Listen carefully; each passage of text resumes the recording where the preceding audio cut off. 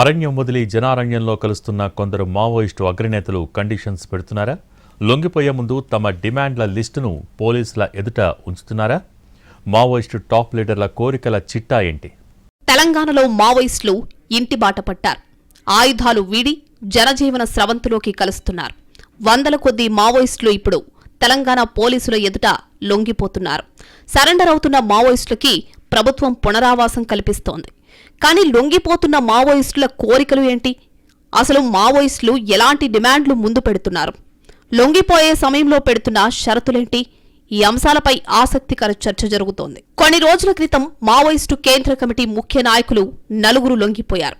వీళ్లతో పాటు దాదాపు 60 మంది లొంగిపోయినట్లుగా సమాచారం.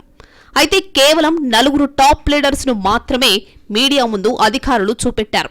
వీళ్లకి 24 గంటల పాటు సెక్యూరిటీ ఉన్న సిబ్బంది ఎక్కడా అనే చర్చ జరుగుతోంది. ఎందుకంటే ఈ అగ్ర నాయకులకు ఒక్కొక్కరికి కనీసం 15 మంది చొప్పున సెక్యూరిటీగా ఉంటారు. అయితే వారందరినీ మీడియా ముందు చూపెట్టొద్దని మావోయిస్టు అగ్ర నాయకులు షరతులు పెట్టారట.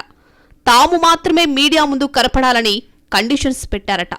దీంతో వీరి సెక్యూరిటీ సిబ్బంది మిగతా మావోయిస్టులను పోలీసు అధికారులు ప్రవేశపెట్టలేదని తెలుస్తోంది. అంతేకాదు తాము ఆయుధాలు తీసుకొచ్చే ప్రసక్తే లేదని మరో షరతు పెట్టారట మావోయిస్టు టాప్ లీడర్లు.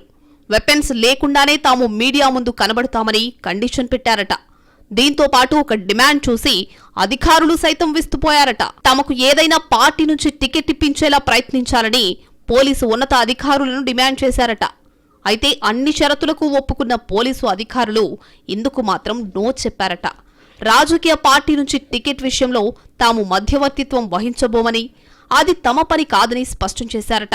మొత్తానికి సరెండర్ అవుతున్న కొందరు మావోయిస్టు అగ్రనాయకుల కండిషన్లు, కోరికలపై పోలీసు వర్గాల్లో ఆసక్తికర చర్చ జరుగుతోంది.